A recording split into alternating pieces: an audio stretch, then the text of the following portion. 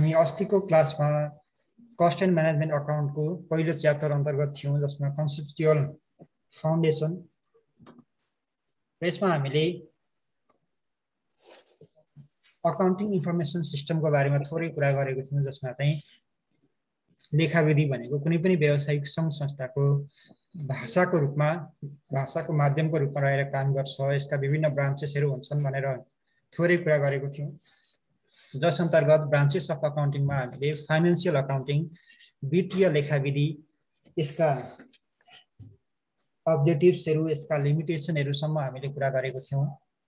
अब दोस्रो ब्रान्चेसतिर जाउँ आजको क्लासमा। दोस्रो ब्रान्चेस भनेको कस्ट अकाउन्टिङ,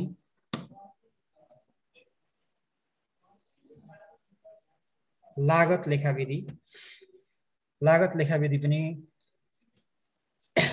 लेखाविधिको एउटा शाखाको रूपमा रहेको छ, जसमा तीनवटा शाखा हामीले यहाँनिर हेर्नुपर्ने हुन्छ, जसमा चाहिँ वित्तीय लेखाविधि, लागत लेखाविधि र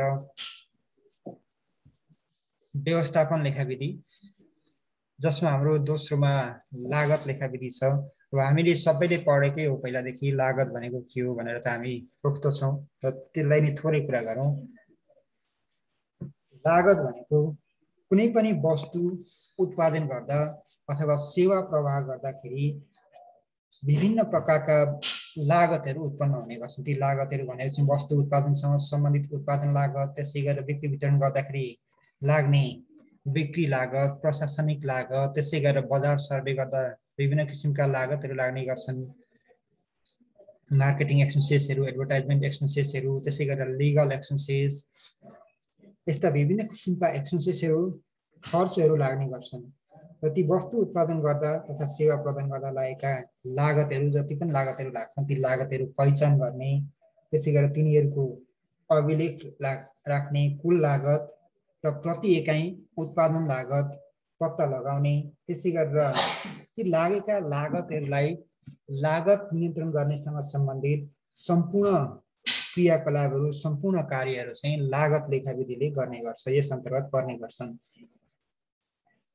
अथवा अर्को सामान्य शब्दमा भन्यो भने वस्तु उत्पादन गर्ने तथा सेवाको प्रवाह गर्ने सिलसिलामा लागत पत्ता लगाउने, लागतको अभिलेखन राख्ने, त्यसै गरेर लागत नियन्त्रण गर्न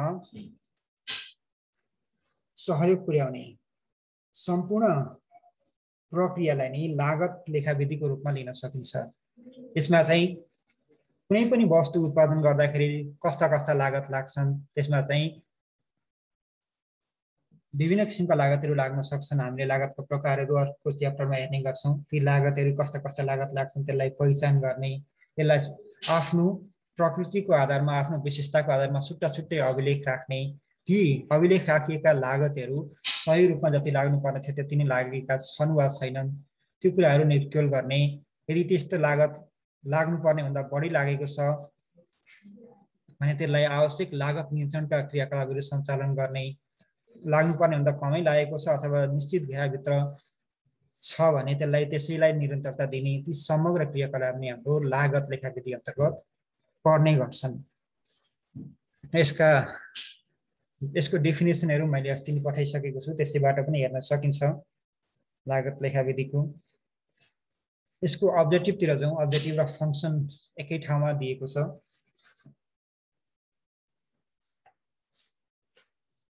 Objectives of cost accounting अथवा फंक्शन अफ कस्ट अकाउन्टिङ, लागत लेखाविधिका कार्यहरू अथवा उद्देश्यहरू, यसलाई कतिपय बुकमा महत्त्वहरू भनेर पनि दिएको छ। यसलाई अब्जेक्टिभ र फंक्शन चाहिँ सँगसँगै हामीले बुझ्न सक्छौँ। यसका उद्देश्यहरूतिर जाउँ। पहिलोमा लागत पत्ता लगाउनु छ।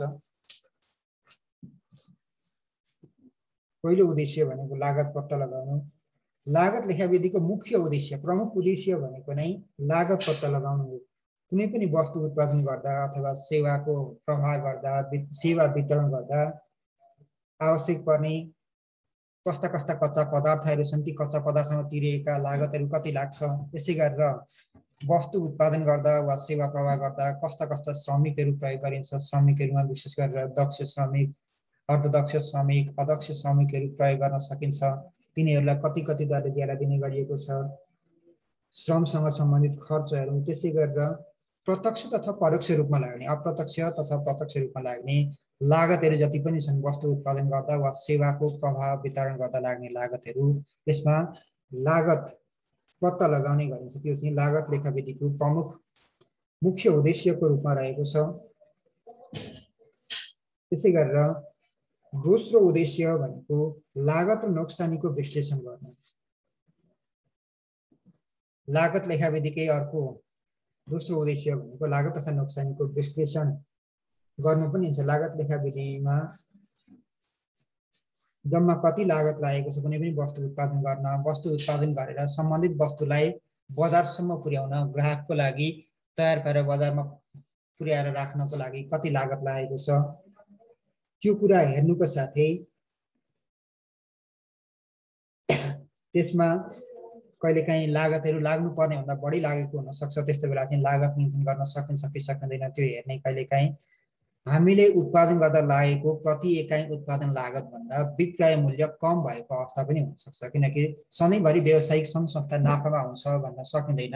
कहिलेकाहीँ व्यावसायिक सङ्घ संस्थाले नाफा आर्जन गर्ने मौका पनि प्राप्त गर्छन्, नाफामै सञ्चालन हुन्छन् भने कतिपय अवस्थामा व्यवसायहरू घाटामा सञ्चालन हुनुपर्ने पनि हुनसक्छ, किनकि व्यवसाय सञ्चालन गर्दा तीनवटा अवस्थाहरू हुन्छ जुन अस्तिको क्लासमा पनि थोरै डिस्कस गरेको थियौँ। त्यो तीनवटा अवस्था भनेको नाफामा सञ्चालन हुने, घाटामा सञ्चालन हुने र न नाफा न घाटाको स्थितिमा बीईपीमा सञ्चालन हुने अवस्था आउन सक्छ। त्यसमध्ये कहिलेकाहीँ बिक्री मूल्य भन्दा उत्पादन लागत बढी भएको अवस्थामा व्यवसायहरूले नोक्सानी बेहोर्नु पर्ने हुन्छ। त्यसै गरेर लागत र नोक्सानीको अवस्था छ भने त्यस्तो बेला त्यसको विश्लेषण गर्ने पनि लागत लेखाविधिको उद्देश्य अन्तर्गत रहने गर्छ। त्यस्तै अर्को उद्देश्य भनेको लागत नियन्त्रण गर्नु। लागत नियन्त्रण गर्नु भनेको लागतलाई अनावश्यक रूपमा बढ्न नदिनु भनेर बुझ्न सकिन्छ। कुनै पनि वस्तु उत्पादन गर्दा वा सेवा प्रवाह गर्दा जति पनि लागत लाग्छ त्यसलाई चाहिँ अनावश्यक रूपमा बढ्न नदिने क्रियाकलापलाई नै हामीले लागत नियन्त्रण भन्न सक्छौँ। अथवा कुनै पनि वस्तु उत्पादन गर्नु पूर्व नै हामीले त्यो वस्तु उत्पादन गर्दा कति लागत लाग्छ भनेर पूर्वानुमान गरिएको हुन्छ। यो सम्बन्धित कार्य योजना पुरा गर्दा यति लागत लाग्नेछ भनेर हामीले अपेक्षा गरिएको हुन्छ, हामीले अनुमान गरिएको हुन्छ, जसलाई हामीले सामान्य भाषामा चलन चल्तीको भाषामा योजना भन्ने गर्छौँ। योजना निर्माण गरिएको हुन्छ र त्यो योजनामा चाहिँ कति लागत लाग्छ, कस्ता कस्ता लागत लाग्छ भनेर पूर्वानुमान गरिएको हुन्छ र त्यो पूर्वानुमान गरिएको पूर्व निर्धारित लागत अथवा अपेक्षित लागत अनुसार पनि लागत ल्याउनुलाई, त्यो लागत त्यही सीमाभित्र ल्याउनुलाई चाहिँ हाम्रो लागत नियन्त्रण भन्न सक्छौँ र यो लागत लेखाविधिले लागत नियन्त्रणसँग सम्बन्धित कार्यहरू पनि गर्ने गर्छ। त्यस्तै अर्को उद्देश्य भनेको विक्रय मूल्य निर्धारण गर्नमा मद्दत गर्नु। हामीले अस्तिको क्लासमा हामी उपस्थित थियौँ, हामीलाई थाहा छ होला फाइनेन्सियल अकाउन्टिङको एउटा लिमिटेसन भनेको विक्रय मूल्य निर्धारण गर्नमा सहयोगी नहुनु भनेर हेरेको थियौँ, जसमा चाहिँ प्रति एकाइ उत्पादन लागत नै पत्ता लाग्ने थिएन फाइनेन्सियल अकाउन्टिङमा भने यसमा कस्ट अकाउन्टिङमा प्रति एकाइ उत्पादन लागत हामीले पत्ता लगाउन सक्छौँ। जब प्रति एकाइ उत्पादन लागत पत्ता लगाउन सक्छौँ भने त्यो प्रति एकाइ उत्पादन लागतमा केही अंश मार्जिन राखेर केही नाफा राखेर हामीले सम्बन्धित वस्तुको विक्रय मूल्य निर्धारण गर्न सक्छौँ, किनकि केही विकट परिस्थितिमा विषम परिस्थितिमा मात्रै व्यवसायमा घाटामा जानुपर्ने अवस्था हुन सक्छ, जसमा चाहिँ लागत भन्दा कम मूल्यमा बेच्नुपर्ने हुन्छ भने सामान्य परिस्थितिमा हामीले अपेक्षित परिस्थितिमा भनेको लागतमा नाफा जोडेर विक्रय मूल्य निर्धारण गर्ने गर्छौँ, जुन हामीले 9 10 तिर पनि कम्पलसरी म्याथमा पढ्ने गरेको थियौँ। सिपी प्लस प्रफिट अथवा पी इक्वल टु एसपी भनेर लागतमा क्रय मूल्यमा नाफा जोड्दा प्रफिट जोड्दाखेरि विक्रय मूल्य आउने गर्छ। त्यही हिसाबले यता पनि मूल्य निर्धारण गर्नुपर्ने हुन्छ, लागतमा केही अंश नाफा जोडेर विक्रय मूल्य निर्धारण गर्नुपर्ने हुन्छ। जब लागतको अवस्था थाहा छ, हामीलाई कति एकै उत्पादन लागत थाहा छ भने त्यसमा केही अंश नाफा जोडेर विक्रय मूल्य पनि हामीले निर्धारण गर्न सक्छौँ। त्यो पनि एउटा यसको प्रमुख उद्देश्यको रूपमा रहेको छ। त्यसै गरेर व्यवस्थापनलाई मद्दत गर्नु, व्यवस्थापनलाई विभिन्न अर्थमा मद्दत गर्न सकिन्छ यो लागत लेखाविधिबाट, किनकि व्यवस्थापन भनेको हरेक कुराको म्यानेज गर्दै जाने, व्यवस्थापन गर्दै जाने एउटा उच्च तहको कर्मचारीको रूपमा रहेको हुन्छ, जसलाई व्यवस्थापनलाई दैनिक रूपमा व्यवसायलाई सफल तथा सरल रूपमा अगाडि बढाउनको लागि, निरन्तर व्यावसायिक क्रियाकलापहरू सञ्चालन गर्नको लागि विभिन्न किसिमका नीतिहरू निर्माण गर्नुपर्ने, योजनाहरू निर्माण गर्नुपर्ने, विभिन्न किसिमका दैनिक निर्णयहरू लिनुपर्ने हुन्छ। त्यो निर्णय लिनका लागि लागत लेखाविधिबाट विभिन्न किसिमका सूचना, जानकारीहरू, तथ्याङ्क तथा अभिलेखहरू उपलब्ध गराउने गरिन्छ, जसमा कि लागतसँग सम्बन्धित, श्रमिकहरूको कार्यकुशलतासँग सम्बन्धित, त्यसै गरेर समग्र लागत लेखाविधिले ओगट्ने यसको स्कोप, यसको क्षेत्र अनुसारका तथ्याङ्कहरू, सूचना तथा जानकारीहरू व्यवस्थापनलाई प्रस्तुत गर्ने गर्छ, उपलब्ध गराउने गर्छ, जसबाट चाहिँ व्यवस्थापनले सम्बन्धित क्षेत्रमा योजना तर्जुमा गर्नदेखि लिएर नीति निर्माण गर्न, त्यसै गरेर दैनिक रूपमा आवश्यक पर्ने विभिन्न निर्णयहरू लिनको लागि सहज हुने गर्छ। त्यही भएर यसले चाहिँ व्यवस्थापनलाई आवश्यक मद्दत गर्ने पनि काम गर्छ। यी त भए objectives and function of cost accounting. र मैले अस्ति बुलेटमा एक एकवटा पोइन्ट मात्रै लेखेर पठाएको छु, यहाँको पछि बुक आएपछि त्यसमा विस्तृत रूपमा हेर्न सकिन्छ र कन्फ्युजन भयो भने सोध्न पनि सकिन्छ। त्यसै गरेर अब दोस्रो टपिकतिर जाउँ। यसैको importance, advantages of cost accounting, यसलाई दुईटैले एकै रूपमा दिएको छ। लागत लेखाविधिका महत्त्व तथा फाइदाहरू, यसमा पनि केही पोइन्टहरू छन्। अस्तिको नोटमा चाहिँ बुलेटमा मात्रै त्यो पोइन्टहरू मात्रै गुणागत रूपमा पठाएको छु। अब त्यसलाई थोरै छलफल गरौँ। यसको पहिलो फाइदा अथवा महत्त्व भनेको व्यक्तिगत क्रियाकलापहरूको सञ्चालन नतिजा प्रदर्शित गर्नु। यो लेखाविधिमा, लागत लेखाविधिमा प्रत्येक क्रियाकलापहरूको छुट्टा छुट्टै सञ्चालन नतिजा प्रदर्शित गर्ने गर्छ। यसमा चाहिँ विभिन्न वस्तु तथा सेवा प्रवाह गर्दा उपलब्ध गराउने क्रममा विभिन्न किसिमका वस्तु, विभाग तथा प्रक्रियाहरू संलग्न भएका हुन्छन्। ती समग्र वस्तु, विभाग तथा प्रक्रियाहरूसँग सम्बन्धित लागतहरू छुट्टा छुट्टै रूपमा कति कति लागे त, प्रति एकाइ उत्पादन लागत जम्मा कति लाग्यो, त्यसमध्ये कुन कुन वस्तुहरूको हिस्सा कति छ त, कुन कुन विभागमा, कुन कुन प्रक्रियामा कति कति लागत लाग्यो, त्यो छुट्टा छुट्टै रूपमा हामीले निर्धारण गर्न सक्छौँ, त्यो निकाल्न सक्छौँ, जसबाट चाहिँ व्यक्तिगत क्रियाकलापहरूको, प्रत्येक छुट्टा छुट्टै क्रियाकलापहरूको यसमा कति लागत लागेको छ, त्यो लागत चाहिँ लाग्नुपर्ने जति नै हो कि नियन्त्रणको घेराभित्रै छ कि अथवा नियन्त्रणको घेराभन्दा बाहिर उम्किएको छ कि, त्यो समग्र विषयवस्तु हामीले यसबाट हेर्न सक्छौँ, जसबाट चाहिँ ती लागतहरू सही छन् वा गलत छन् त्यो हामीले पत्ता लगाउन सक्छौँ। यसमा लाग्ने लागत भनेको सामग्री लागतहरू भयो, जुन चाहिँ कच्चा पदार्थ, कुनै पनि वस्तुको कच्चा पदार्थ उत्पादन गर्न आवश्यक पर्ने कच्चा पदार्थहरूसँग सम्बन्धित लागत भयो। त्यसै गरेर श्रम लागत, कच्चा पदार्थलाई तयारी वस्तुमा प्रशोधन गर्नको लागि आवश्यक पर्ने मानव संसाधनलाई तिर्ने खर्च श्रम लागतले हेर्ने गर्छ। त्यसै गरेर प्रशासनिक लागतहरू, त्यसलाई व्यवस्थापन गर्ने कुरामा खटिने कर्मचारीहरूलाई तिर्नुपर्ने लागतहरू, त्यसै गरेर ढुवानीसँग सम्बन्धित लागतहरू हुनसक्छ, बजार खर्चहरू हुनसक्छ। यस्ता विभिन्न किसिमका खर्चहरू छुट्टा छुट्टै रूपमा कति लागे भनेर हामीले त्यसबाट त्यसको नतिजाहरू पनि हेर्न सक्छौँ, जुन चाहिँ व्यक्तिगत क्रियाकलापहरूको सञ्चालन नतिजा प्रदर्शित गर्ने काम पनि यसैको रहेको छ। यो फाइदाको रूपमा, महत्त्वको रूपमा रहेको छ, जुन चाहिँ फाइनेन्सियल अकाउन्टिङमा समग्र नतिजा मात्रै हेर्न सकिन्थ्यो भने यसमा चाहिँ व्यक्तिगत क्रियाकलापहरूको नतिजा पनि हामीले हेर्न सक्छौँ। यसको दोस्रो महत्त्वमा, दोस्रो फाइदामा लागत नियन्त्रण गर्नमा मद्दत गर्छ। लागत लेखाविधिको एउटा प्रमुख फाइदा भनेको लागत नियन्त्रण गर्नमा पनि यसले सहयोग पुर्याउनु हो। लागत नियन्त्रण गर्नको लागि लागत विधि अन्तर्गत कार्य गर्नुभन्दा पहिले नै हामीले निश्चित मापदण्डहरू तोकिएको हुन्छ, जुन चाहिँ हामीले योजना पनि भन्न सक्छौँ। हामीले यो क्रियाकलाप गर्दा यति लागत लाग्नेछ, यस्ता यस्ता किसिमका लागतहरू लाग्नेछन् भनेर जुन पूर्वानुमान गरिएको हुन्छ, पूर्व निर्धारित गरिएको हुन्छ, र पछि त्यो सम्बन्धित क्रियाकलापहरू पुरा गर्दा वास्तविक रूपमा लागतको अवस्था हुन्छ, जसमा दुईटा लागत हुन्छन्। एउटा चाहिँ पूर्व निर्धारित लागत, जसलाई हामीले स्ट्यान्डर्ड कस्ट भन्न सक्छौँ, जुन हामीले पछि हिसाब गर्दै जाँदा एउटा छुट्टै च्याप्टर पनि छ यसमा, त्यो हामीले हिसाब गर्ने गर्छौँ।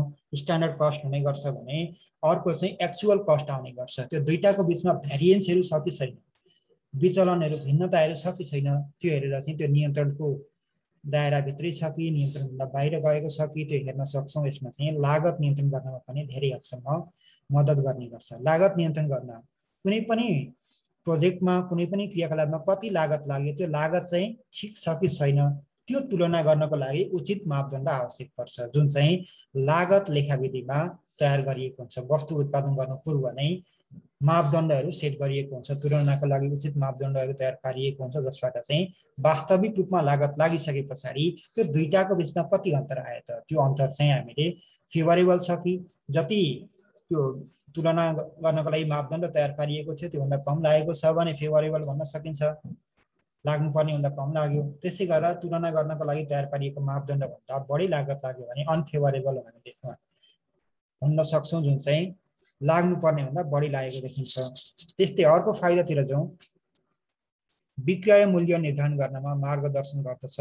यसमा अघि उद्देश्यमा पनि आएको थियो, त्यही कुरा फाइदामा छ, यसमा धेरै भनिरहनु नपर्ला।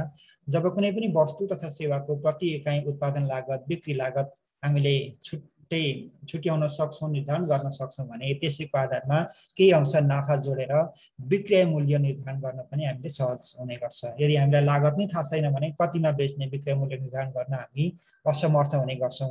र यो लागत लेखाविधिमा चाहिँ प्रति इकाइ उत्पादन लागत पनि हामीले पत्ता लगाउन सक्छौँ र त्यसैको बेसिसमा त्यसैको आधारमा नाफाको केही अंश जोडेर हामीले विक्रय मूल्य निर्धारण गर्न पनि सक्छौँ। त्यस्तै अर्को फाइदा भनेको निर्णय गर्ने कार्यमा मद्दत गर्दछ। यो पनि व्यवस्थापनलाई सहयोग गर्नु भनेर अघि हामीले उद्देश्यमा हेरेको छौँ, त्यही कुरा यता आएको छ। वस्तु उत्पादन गर्ने सिलसिलामा त्यसै गरेर सेवा उपलब्ध वा प्रवाह गर्ने सिलसिलामा दैनिक रूपमा विभिन्न किसिमका अप्ठ्यारा परिस्थितिहरू आउन सक्छन्, विभिन्न किसिमका समस्याहरू आउन सक्छन्। ती समस्याहरू समाधान गर्नको लागि व्यवस्थापन पक्षले व्यवस्थापकीय क्षेत्रबाट तत्काल निर्णय गर्नुपर्ने हुन्छ, तत्काल निर्णय लिनुपर्ने हुन्छ, जसमा चाहिँ समस्याहरूको पहिचान गर्नुपर्ने, त्यसै गरेर समस्याको पहिचान गरिसके पछाडि सम्बन्धित समस्याहरू समाधान गर्नको लागि उचित विकल्पको सम्भाव्य विकल्पहरूको खोजी गर्ने। कति पनि विकल्पहरू छन्, एउटै समस्याको समाधान गर्न एकभन्दा बढी विकल्पहरू हामीले छुट्याउन सक्छौँ। त्यसमध्ये हामीलाई प्राप्त विकल्पहरूमध्ये उपलब्ध विकल्पहरूमध्ये उत्तम विकल्पको छनौट गरेर हामीले निर्णय लिन सक्छौँ। यसरी निर्णय गर्ने क्रियाकलापमा पनि लागत लेखाविधि चाहिँ एउटा आधारको रूपमा रहेको हुन्छ, किनकि लागत लेखाविधिबाट विभिन्न किसिमका निर्णय गर्नको लागि आवश्यक पर्ने तथ्याङ्कहरू, सूचना, जानकारीहरू, अभिलेखहरू हामीले उपलब्ध गराउन सक्छौँ, जसबाट चाहिँ जसको बेसिसमा कुनै पनि समस्याहरू देखा पर्दाखेरि त्यसलाई चाहिँ सहज तरिकाले समस्या बुझेर र त्यसैको आधारमा त्यही सूचना तथा तथ्याङ्कको जानकारीको आधारमा आवश्यक उत्तम निर्णय लिनको लागि, उचित निर्णय लिनको लागि मद्दत गर्ने गर्दछ। त्यसै गरेर अर्को फाइदामा आन्तरिक र बाह्य प्रयोगकर्तालाई लागतसँग सम्बन्धित तथ्याङ्क उपलब्ध गराउँछन्। यो पनि त्यही व्यवस्थापनलाई सहयोग गर्नुसँग सम्बन्धित नै छ। हामीले अस्तिको क्लासमा थोरै छलफल गरेको थियौँ, चर्चा गरेको थियौँ। व्यवसायका आन्तरिक तथा बाह्य विभिन्न स्टेक होल्डरहरू हुने गर्छन्, सरकारवाला पक्षहरू रहने गर्छन्। त्यसमा चाहिँ आन्तरिक सरकारवाला पक्ष भनेको व्यवस्थापन भयो, त्यसै गरेर कर्मचारी कामदारहरू भए, यी चाहिँ आन्तरिक प्रयोगकर्ता रहने गर्छन्। त्यसै गरेर बाह्य प्रयोगकर्ता भनेको ग्राहकहरू हुन सक्छन्, त्यसै गरेर प्रतिस्पर्धी कम्पनीहरू, नेपाल सरकारहरू हुन सक्ने भए, त्यसै गरेर ऋणदाताहरू, त्यसै गरेर सेयरवालाहरू, यी पक्ष चाहिँ बाह्य प्रयोगकर्ताको रूपमा रहने गर्छन्। तिनीहरूलाई चाहिँ लागतसँग सम्बन्धित विभिन्न किसिमका तथ्याङ्क जानकारीहरू आवश्यक पर्ने गर्छ र लागत लेखाविधिबाट यिनै आन्तरिक तथा बाह्य प्रयोगकर्ताहरूलाई आवश्यक पर्ने तथ्याङ्कहरू उपलब्ध गराउन पनि सहयोग पुग्ने गर्छ। त्यसै गरेर जस्तो नेपाल सरकारलाई हामीले करसँग सम्बन्धित कुराहरू हेर्नको लागि पनि लागतका तथ्याङ्कहरू उपलब्ध गराउनु पर्ने हुन्छ, किनकि कुनै पनि व्यवसाय कुनै पनि देशमा सञ्चालन गरिसके पछाडि त्यो देशको कानुन अनुसार, कर कानुन अनुसार कुनै आर्थिक वर्षमा गरेको नाफा मध्येबाट कुल नाफा मध्येबाट निश्चित निर्धारित प्रतिशतमा कर अनिवार्य बुझाउनु पर्ने हुन्छ। त्यसको लागि उसले कर निर्धारण गर्नमा पनि लागतको सहयोग लिन सक्छ, लागत लेखाविधिको। त्यसै गरेर ऋणदाताहरूले, सेयरवालाहरूले पनि सम्बन्धित कम्पनीमा व्यवसायमा लगानी गर्नको लागि लागतलाई आधार मान्न सक्छन्। त्यो व्यवसायमा लागतको अवस्था कस्तो छ, त्यसको आधारमा त्यो व्यवसायको सबल पक्ष उनीहरूले निर्धारण गरेर लगानी गर्ने वा नगर्ने निर्णयहरू लिन सक्छन्। यस्ता विभिन्न व्यवसायका आन्तरिक वा बाह्य प्रयोगकर्ताहरूलाई लागतसँग सम्बन्धित तथ्याङ्कहरू उपलब्ध गराउन सक्छ। यो पनि यसको फाइदा वा महत्त्वको रूपमा रहेको छ। त्यस्तै अर्को भनेको नाफा वृद्धि गर्नमा सहयोगी। कुनै पनि व्यावसायिक सङ्घ सङ्गठनको मुख्य उद्देश्य, प्रमुख उद्देश्य भन्नु नै नाफा आर्जन गर्नु हो। व्यवसाय, बिजनेस भनेकै नाफाको लागि गरिन्छ। यदि नाफाको लागि नगर्ने भने त्यो चाहिँ सेवा क्षेत्र हो, सर्भिस सेक्टर हो। र यो बिजनेस सेक्टरमा भनेको चाहिँ नाफा नै प्रमुख उद्देश्य हुने गर्छ। नाफा प्राप्त गर्नको लागि अरू के क्रियाकलाप गरिन्छ त्यो चाहिँ सहायक उद्देश्यको रूपमा रहने गर्छन्। तर मुख्य उद्देश्य भनेको जुनसुकै व्यावसायिक संस्था सेवा प्रदान गर्दैछौँ भने तापनि उसको प्रमुख लक्ष्य भनेको नाफा आर्जन गर्नु नै हो। र लागत लेखाविधिबाट नाफा वृद्धि गर्नमा, नाफा आर्जन गर्नमा पनि धेरै हदसम्म सहयोग हुने गर्छ। किनकि यसमा लागेको लागतहरू सही रूपमा लागेको छ कि छैन, यदि छैन भने त्यसमा आवश्यक लागत नियन्त्रणसँग सम्बन्धित क्रियाकलापहरू सञ्चालन गर्नेछन्। लागत नियन्त्रणसँग सम्बन्धित क्रियाकलापहरूको बारेमा, लागत नियन्त्रणको बारेमा हामीले छुट्टै लास्ट च्याप्टरमा थ्योरिटिकल छ, त्यो हामीले हेर्ने गर्छौँ, जसमा चाहिँ लागत कटौती तथा घटौती भन्न सक्छौँ।